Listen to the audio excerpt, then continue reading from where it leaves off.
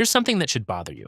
Over 10,000 tomato varieties exist on Earth right now. The average person has tasted maybe 12. That means somewhere out there, right now, is a tomato that tastes like a lemon, one that survived a war, one that a single man spent 60 years perfecting in his backyard, one that's mostly hollow, on purpose. We're going to fix your tomato education today, and the strangest one hides until the very end. Traveler's tomato. The name comes from the German word reise, meaning travel. The legend traces it back to the indigenous people of Guatemala. They'd carry these fruits on long walks, snap off a single bulb, eat it, and keep moving. And the remaining fruit would stay fresh in a pocket for days. Here's where the science gets genuinely strange. It is not a cluster of little tomatoes. It is one single fruit, twisted by a mutation called fasciation, where the growing tip of the plant multiplies uncontrollably and fuses into a tumor-shaped lump. Even the flowers come out deformed, split, and extra large. The stems grow flat like ribbons instead of round. A single traveler tomato can weigh close to a pound, stretch 15 centimeters across, and the skin heals itself within hours of a section being torn away. The flavor? Sour, sharp, almost like biting into a lemon wrapped in tomato skin. Seed historians still argue about its true origin: Peru, Guatemala, or possibly a spontaneous mutation in Austria or Germany, since nobody in Guatemalan markets today recognizes it from pictures. What's confirmed? Passengers on the Trans-Siberian Railway snacked on it for 6 straight days across Russia, piece by piece. That's how it earned the name Traveler's Tomato. A fruit with more passport stamps than your average tourist. The traveler tomato survived the 6-day train rides across Russia. The next tomato survived a war. Black Krim tomato. Crimea, a peninsula jutting into the Black Sea. You've seen it in the news. In the 1850s, it was a battlefield. During the Crimean War, soldiers from Britain, France, Italy, and Turkey fought across that land. When the war ended, some of them did something unusual. They stuffed tomato seeds into their coat pockets and carried them home. They tasted the Black Krim tomato during the campaign, that smoky, salty, umami flavor, and they couldn't forget it.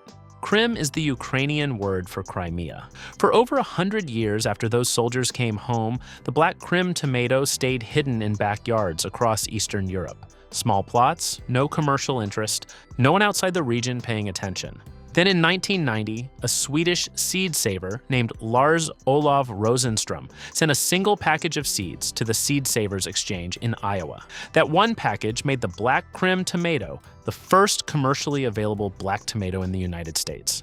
Quick visual check, because words don't do this justice. The Black Krim looks like it belongs in a horror movie. Dark purple shoulders, reddish-black skin, inside's the color of dried blood. In full sun, it goes almost coal black. In shade, it stays a dusky pink with green patches. Each one weighs 10 to 12 ounces. One slice covers a whole sandwich. The dark skin holds some of the highest anthocyanin levels of any tomato grown in a home garden, which is why California restaurants were paying $12 a pound for them in the early 2000s. A fruit carried home by soldiers, hidden for a century, now sitting on Michelin star plates. The next tomato wasn't discovered, it was engineered, and it took 10 whole years. Indigo Rose Tomato. Oregon State University, early 2000s. A professor named Jim Myers had one goal: grow a tomato that was actually purple. Not eggplant purple, not skin deep purple, real purple from the inside out. Loaded with anthocyanins, the same antioxidant compound that turns blueberries blue. His graduate student, Carl Jones, found the key. Wild tomatoes with anthocyanin-rich skin, sitting untouched in a seed collection at UC Davis. Those seeds had been collected in the 1960s from 2 of the most isolated places on Earth, Chile and the Galapagos Islands. 2 breeders, one Bulgarian and one American, had pulled them from the wilderness, and nobody had done anything useful with them for 40 years. Myers and Jones spent a decade crossing those wild genes with regular red tomatoes, season after season, hundreds of hand-pollinated plants every summer. In 2011, they released the Indigo Rose, the first tomato in human history with anthocyanins in the actual fruit, not just the inedible leaves. Here's the ripeness trick that confused everyone at first. You cannot wait for red. The black skin goes dull when it's ready. Shiny black means unripe. Dull black means go. Myers didn't stop there. He bred indigo cherry drops, indigo pear drops, indigo kiwi, and in 2021, a paste variety called Midnight Roma, which Serious Pie in Seattle now uses for pizza sauce. Over 50 indigo-type tomatoes exist in seed catalogs today. Every single one traces back to wild seeds pulled from a rainforest in the 60s. That's a 60-year lineage for one tomato. But one man spent even longer: green zebra tomato. Tom Wagner grew up in Kansas in the 1950s, ordering seeds from a tiny mail-order catalog called Glecklers. He found a variety called Evergreen, a tomato that stayed green when ripe. One thing about it drove him insane: every single fruit cracked open before it reached the kitchen. In 1958, as a teenager, he made himself a promise. He was going to fix that tomato. He started crossing Evergreen with a red tomato that never cracked. What he got instead was a red tomato that cracked, but he kept going. For 15 years, he crossed thousands of plants, saving the tiny percentage of fruits that stayed whole. Then in 1973, on a winter morning inside his greenhouse, he finally bit into a green tomato with vertical stripes, a tangy kick, and 0 cracks. Then he realized the greenhouse door was locked from the outside. His neighbor Charles Taylor had to come rescue him, which technically makes Charles the first person on Earth to celebrate the green zebra. Alice Waters, the chef who built Chez Panisse in Berkeley, put it on her menu. Within a few years, the green zebra became the most recognized striped tomato on the planet. Every tie-dye tomato, every striped cherry, every zebra pattern variety you see at a farmer's market today traces back to that one winter morning. Wagner is now in his 80s, still breeding. His latest include a blue-green zebra and something called Muddy Waters, a dark blue tomato with green flesh. 60-plus years and one man, because a tomato he bought as a kid kept splitting open too soon. The next person on this list went in the opposite direction. He grew the weirdest looking tomatoes he could find. Brad's atomic grape tomato. His name is Brad Gates. His farm is 4 acres outside Napa Valley. Tomato breeders have started calling him the Willy Wonka of the tomato world. Gates started selling heirlooms at farmers markets in the early 2000s. Within a few seasons, he was growing over 200 varieties, hunting for what he calls gifts of nature. Plants that just appear in a row looking different from everything around them. He walks tens of thousands of plants every year, row by row, looking for the freaks.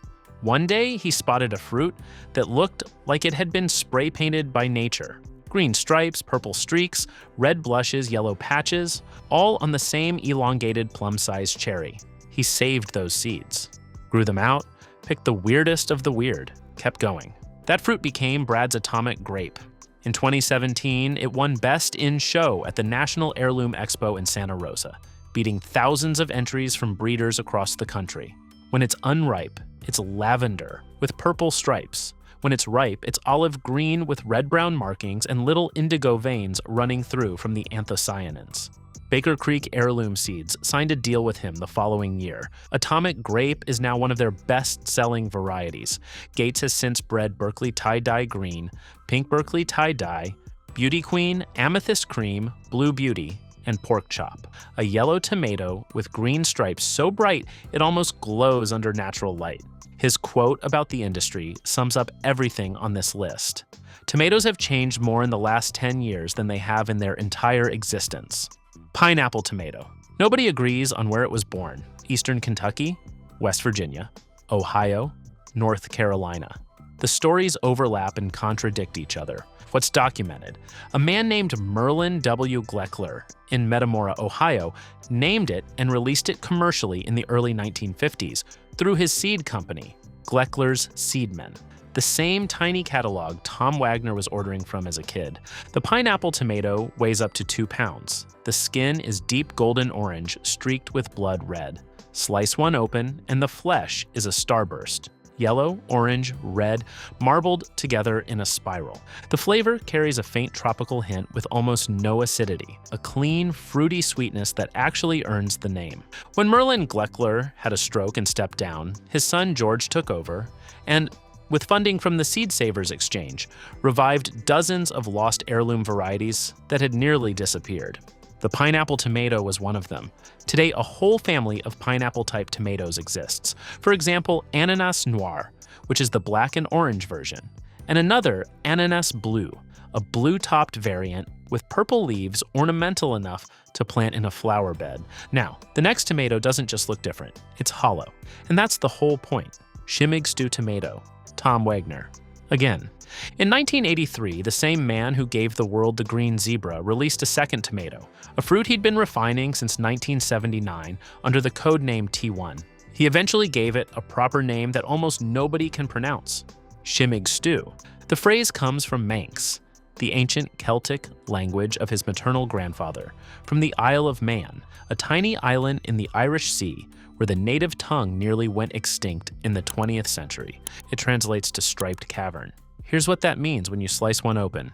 The fruit is shaped like a bell pepper, bright red with orange stripes, deeply fluted like a gear. Cut it, and the shock hits. There is almost nothing inside. The center is hollow, just thin walls, a few seeds, and empty space. That is not a defect.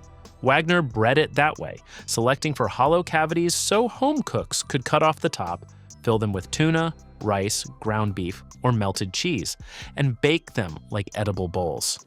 The walls hold up better than bell peppers under heat, and the fruit absorbs whatever you stuff it with. Fine dining chefs have picked it up in the last decade and now serve them stuffed on tasting menus, turning a backyard tomato into a $75 course.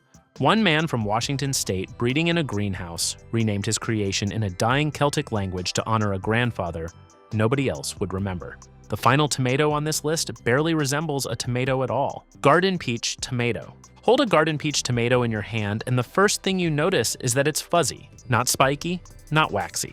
Actually fuzzy, soft like peach skin covered in fine velvety hair that makes it feel more like a small animal than a piece of produce.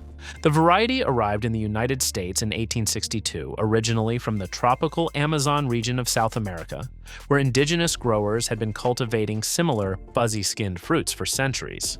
The fruits weigh 2 to 3 ounces. They glow pale yellow with a pink blush. And the fuzz serves a real purpose, protecting the fruit from insects, sunburn, and minor frost.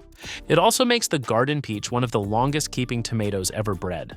Once picked, the fruits store for up to 4 months. The flavor is mild, fruity, and has low acidity. The taste is almost more melon than tomato. Kids at farmers markets pick them up, rub them against their cheeks, and have no idea what they're holding. 10,000 varieties exist. You've tasted maybe 12. If you're the kind of person who just watched a video of tomato variations and wants more of this, you're exactly who this channel is for. Click the video on your screen now to learn about every mango explained.